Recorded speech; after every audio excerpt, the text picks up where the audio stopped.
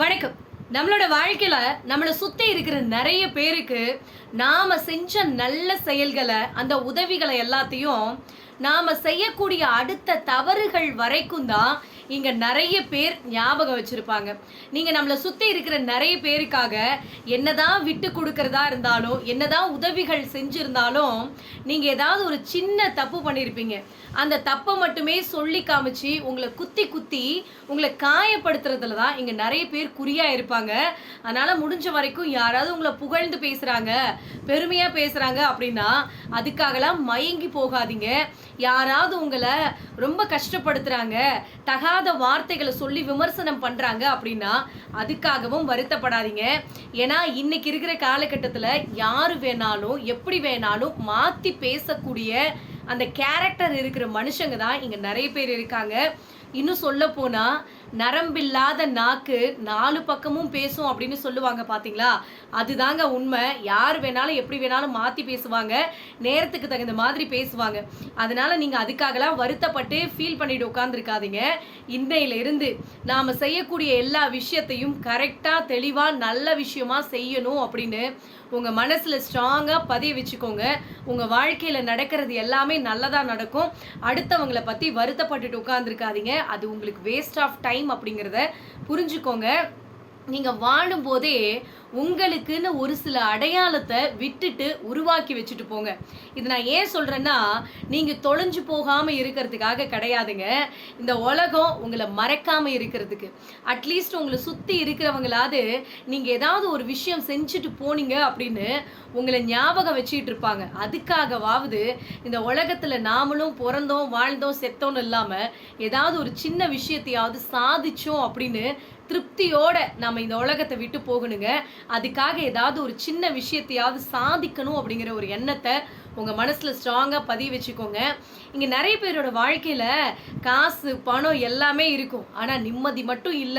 நிம்மதியா இந்த வாழ்க்கையை கடத்திட்டு போகவே முடியல அப்படின்னு வருத்தப்படுறவங்க, நான் சொல்ற இந்த சின்ன ட்ரிக்ஸை மட்டும் ஃபாலோ பண்ணி பாருங்க. முதல் விஷயம் என்னன்னா, நடக்கும்போது முதல்ல அதிர்வு இல்லாம நடக்க பழகுங்க. எப்போதுமே சுயமா சிந்திச்சு அதே மாதிரி செயல்படுங்க. அடுத்தவங்க 1000 விஷயம் சொல்லுவாங்க, அதையெல்லாம் கேட்டுக்கோங்க. ஆனா நீங்க முடிவெடுக்கிறது மட்டும் உங்களுடைய சுய சிந்தனையோட முடிவெடுங்க.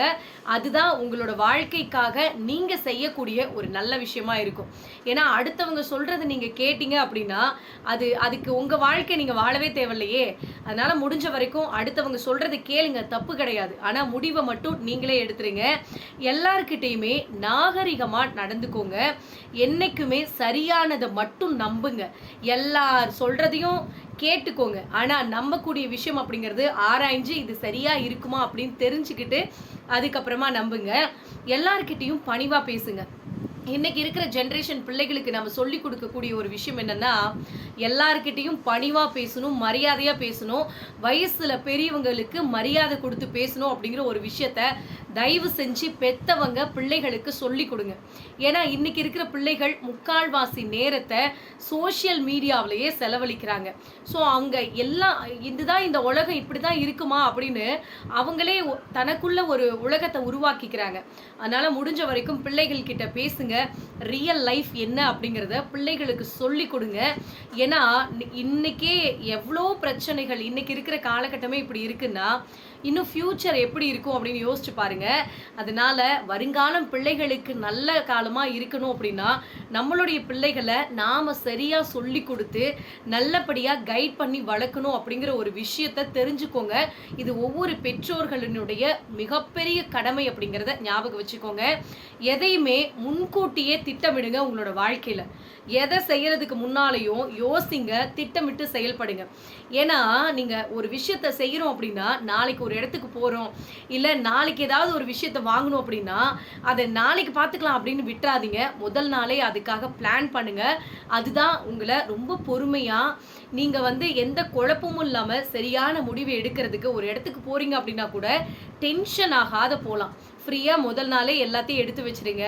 அடுத்த நாளைக்கு என்னென்ன செய்யணுமோ அது எல்லாத்தையும் முதல் நாள்லயே திட்டமிட ஆரம்பிச்சிட்டிங்க அப்படின்னா உங்களோட வாழ்க்கையில என்னைக்குமே ரொம்ப டென்ஷன் ஆயிட்டு ஹரிபரியா எதையுமே நீங்க செய்ய தேவையில்ல. எல்லாமே ஸ்மூத்தா நல்லபடியா நடக்கும். அதே மாதிரி அளவா சாப்பிடுங்க. நீங்க அளவா சாப்பிட்டீங்க அப்படின்னா, நீங்க சாப்பிடுற சாப்பாடு இருக்கு பார்த்தீங்களா, அது வந்து உங்களோட உடம்பு வந்து அந்த சாப்பாட்ட ஜீரணம் பண்ணும். நீங்க வந்து அளவுக்கு மீறி சாப்பிட்டீங்க அப்படின்னா, இந்த சாப்பாடு தான் உங்களோட உடம்ப ஜீரணம் பண்ணும். அதனால முடிஞ்ச வரைக்கும் சாப்பிடும்போது அளவா சாப்பிடுங்க. கிடைக்குதுங்கிறதுக்காக எல்லாத்தையும் வாங்கி கொட்டிக்காதீங்க. அதுவும் இன்னைக்கெல்லாம் அந்த ஜங்க் ஃபுட்ஸ் இருக்கு பார்த்தீங்களா, ஃப்ரைட் ரைஸு, நூடுல்ஸ்ன்னு நெறைய விஷயங்கள் வெளியில போனோம் அப்படின்னா டேஸ்ட்டுக்காக உண்மையா சொல்லணும்னா, நானே வெளியில போறேன் அப்படின்னா, ஃப்ரைட் ரைஸ் சாப்பிடணும், அதை சாப்பிடணும், இதை சாப்பிடணும்னு என் மனசுல ஏகப்பட்ட ஆசைகள் எட்டி பார்க்கும். ஆனா, எனக்குள்ள நானே சொல்லிக்குவேன், இதெல்லாம் அன்ஹெல்த்து. என்னைக்காவது ஒரு நாள் சாப்பிடலாம். அது தப்பே கிடையாதுங்க. சரியா சாப்பிடுங்க, அளவோட சாப்பிடுங்க, ஹெல்த்தியா சாப்பிடுங்க. அதுவும் இன்னைக்கு நம்ம சாப்பிடுற சாப்பாட்டுல வெஜிடபிள்ஸ் இருக்கு பார்த்தீங்கன்னா, இந்த காய்கறிகளே பூச்சி மருந்து இல்லாம நம்ம சாப்பிடுறோம் அப்படிங்கிறதே பெரிய விஷயம். ஸோ அது சாப்பிட்றோமா, பூச்சி மருந்து அடிக்காத காய்கறிகளை தான் நம்ம சாப்பிட்றோமா அப்படின்னு நமக்கே தெரியாது. அப்படி இருக்கிற ஒரு சூழ்நிலையில நாம ஜங்க் ஃபுட்ஸ் எல்லாம் சாப்பிட்டோம் அப்படின்னா, இன்னும் இருக்க இருக்க நம்மளோட உடம்பு வந்து வீணா போகுமே தவிர ஹெல்த்தியா இருக்கும் அப்படின்னு சொல்லவே முடியாதுங்க.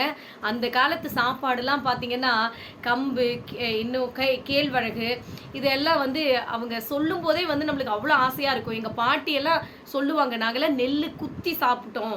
அந்த நெல்லு வந்து அப்போலாம் வந்து வரகரிசி அதில் தான் சாப்பிடுவாங்களாம். சாமை, தெனை இந்த மாதிரி காட்டில் விளையிறது அப்படியே எடுத்து வச்சு அந்த சாப்பாடு தான் சாப்பிடுவாங்க. நெல்லரிசி சோறு கிடைக்கிறதே அப்போலாம் கஷ்டமாக இருக்குமா. அந்த நெல்லை வாங்கிட்டு வந்து குத்தி அதை புடைச்சி அதுக்கப்புறம் தான் சாப்பாடு செஞ்சு சாப்பிடுவாங்களாம். ஸோ அப்படியெல்லாம் உடம்புக்கும் அப்போ உழைப்பு கொடுத்தாங்க, சாப்பிட்றதும் ஹெல்த்தியாக சாப்பிட்டாங்க. ஆனால் இன்னைக்கு நம்ம உட்கார்ந்த இடத்துல இருந்தே கம்ப்யூட்டர் தட்டுறோம், எல்லா வேலையுமே ஈஸியாக முடிஞ்சு போயிடுது. உடம்புக்கும் உழைப்பு கிடையாது, சாப்பிட்ற சாப்பாடும் ஹெல்த்தியாக கிடையாது. இன்னைக்கு முக்கியமாக இந்த வீடியோவில் வந்து ஃபுட்டை பற்றி இந்த அளவுக்கு நான் ஏன் இவ்வளோ நேரம் சொல்கிறேன் அப்படின்னா, நம்மளோட வாழ்க்கையில இன்றியமையாத ஒரு விஷயம் அப்படின்னா இந்த சாப்பாடு தாங்க. அப்போ இந்த சாப்பாடு கரெக்டாக இருந்துச்சு அப்படின்னா நம்மளோட உடம்பும் சரி, நம்மளோட மனசும் சரி ஆரோக்கியமாக இருக்கும். அது தெரிஞ்சுக்கோங்க. என்னைக்குமே நேர்மையான வழியில் பொருள் ஈட்டணும் அப்படின்னு நினைங்க. முடிஞ்ச வரைக்கும் நேர்மையான வழியில் சம்பாதிங்க. இன்னைக்கு ஆன்லைன் கேமு, நீங்கள் இதில் 10 ரூபா போட்டிங்கன்னா உங்களுக்கு 100 ரூபா வரும், 1000 ரூபா வரும் அப்படின்னு நிறைய பேர் அந்த மாதிரி ஃபேக்கான விஷயங்களை நம்பிடுறாங்க. குறுக்கு வழியில் பணம் சம்பாதிக்கணும் அப்படின்னு நினைக்கிறாங்க.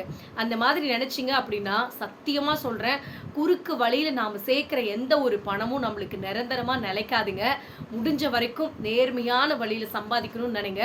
ஒவ்வொரு பணத்தினுடைய அருமையும் உங்களுக்கு தெரியும்.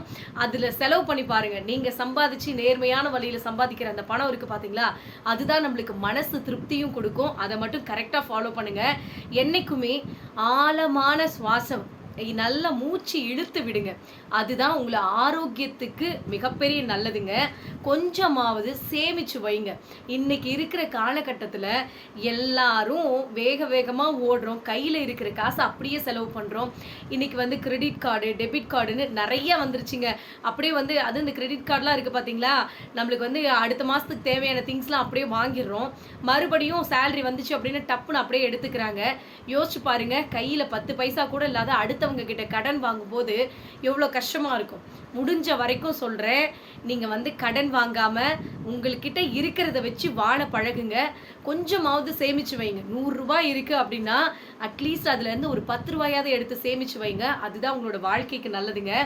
என்றைக்குமே அழகாக துணி உடுத்திக்கோங்க. ஸோ நீங்கள் ரொம்ப அப்படியே காஸ்ட்லியாக ட்ரெஸ் போடணும் அப்படின்லாம் நான் சொல்ல கிடையாது. பார்க்கும்போது நல்ல டீசெண்டாக நல்லா இருக்குப்பா அப்படிங்கிற மாதிரி உங்களை நீங்களே ப்ரெசென்ட் பண்ணிக்கோங்க. அது ரொம்ப ரொம்ப முக்கியமான ஒரு விஷயங்க. செல்ஃப் கான்ஃபிடென்ட் அப்படிங்கிற ஒரு விஷயம் நமக்கு கிடைக்கணும் அப்படின்னா நம்மளை நாமளே என்ன பண்ணிக்கணும், நல்ல ப்ரெசென்ட் பண்ணணும். அப்போ தான் உங்களுக்குள்ள உங்கள் மேலேயே ஒரு கான்ஃபிடென்ட் வருங்க. எப்போதுமே யாருக்குமே பயப்படாத ஒரு விஷயத்தை செய்யுங்க. ஒரு விஷயம் சரியாக படுது அப்படின்னா யாருக்கும் பயப்படணும்னு அவசியம் கிடையாது. அதை கரெக்டாக செஞ்சு முடிங்க. கண்டிப்பாக அது நல்லதாகவே இருக்குங்க. எல்லாரையுமே பேதம் கடந்து நேசிக்க பழகிக்கோங்க. உண்மையாகவே உழைங்க. என்றைக்குமே முடிவில்லாமல் கற்றுக்கிட்டே இருங்க. என் வாழ்க்கையில் எனக்கு எல்லாமே தெரியும்பா அப்படின்லாம் தயவு செஞ்சு நின்றுடாதீங்க.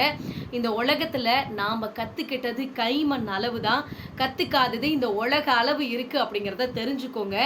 என்னைக்குமே அமைதியா தூங்குங்க, உங்க வாழ்க்கை பயணத்தை நிம்மதியா நடத்துங்க. கண்டிப்பா நான் சொன்ன இந்த எல்லா விஷயத்தையும் நீங்க ஃபாலோ பண்ணீங்க அப்படின்னாவே உங்களோட வாழ்க்கை அப்படிங்கிறது ரொம்ப அழகா அமைதியா சூப்பரா நிம்மதியா போகும் அப்படிங்கிறத மறந்து போயிடாதீங்க.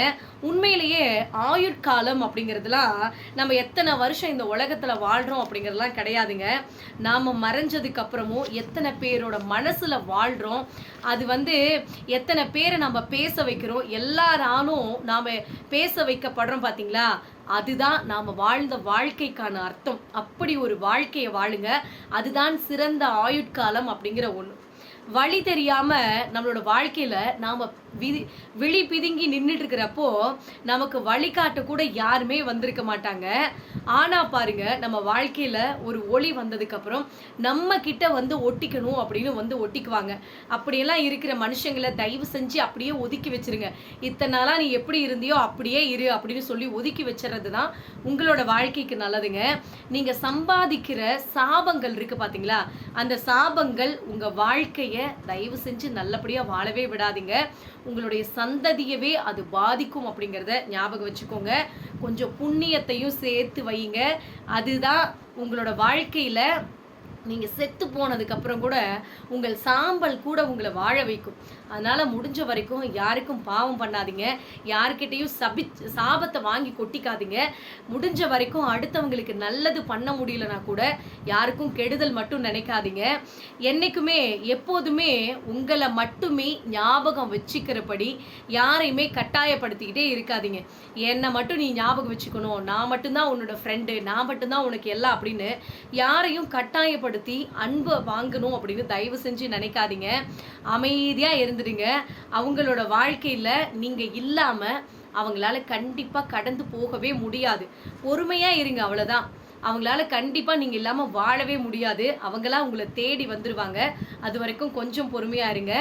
உங்களை கண்டுக்காத போறாங்கன்னு வச்சுக்கோங்களேன் ஒரு சிலர், அவங்க கிட்ட போய் நீங்க கண்ணீர் சிந்துறதுலையும், உங்களுக்கு செவி சாய்க்காம போறவங்க கிட்ட போய் கத்தி கதறதுலையும், உங்களை விட்டு விலகினவங்க கிட்ட போய் விளக்கம் கேட்கறதுலையும், உங்களை அளவச்சவங்க கிட்டயே போய் ஆறுதல் தேடிட்டு நிக்கிறதுலையும், உங்களை அலட்சியம் செய்யறவங்க கிட்டயே போய் அன்பு செலுத்துறதுலையும், உங்களை உதறி தள்ளிட்டு வேணான்னு போனாங்க பாத்தீங்களா, அவங்களையே நீங்க போய் உயிரா நினைச்சுக்கிட்டு இருக்கிறதும் 10 பைசாவுக்கு பிரயோஜனம் இல்லை. தயவு செஞ்சு புரிஞ்சுக்கோங்க. பொறுமை அப்படிங்கிறது வேற ஒண்ணுமே கிடையாதுங்க. நமக்கு வலி இருக்கும், அந்த வலி வெளியில தெரியாத மாதிரி நம்ம பார்த்துக்கிறதும், நீங்க அழுகிற அந்த சத்தம் இருக்கு பாத்தீங்களா, அது உங்களுக்கு மட்டுமே கேட்குற மாதிரி பார்த்துக்கிறதும், நீங்க முகம் புதைத்து அழுகிறதுக்கு வேற யாரையும் தேடாம இருக்கிறதும், உங்க கண்ணீர் கதைகளை இன்னொருத்தர்கிட்ட சொல்லி புலம்பாம இருக்கிறதும், எவ்வளோ பெரிய காயங்கள் வந்தாலும் சிரிச்சுக்கிட்டே கடந்து போற பக்குவம் இருக்கு பாத்தீங்களா, அதுதாங்க பொறுமை, வேற எதுவுமே கிடையாது.